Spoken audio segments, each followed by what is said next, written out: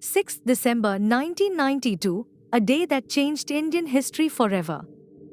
In Ayodhya, thousands of Kar Sevaks gathered, chanting Jai Shri Ram. The air was electric with emotion. BJP leaders like L.K. Advani, Murli Manohar Joshi, and Uma Bharti stood on stage, their speeches fueling the fire.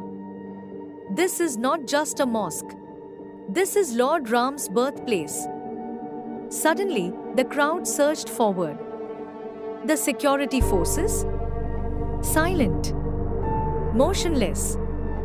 Watching.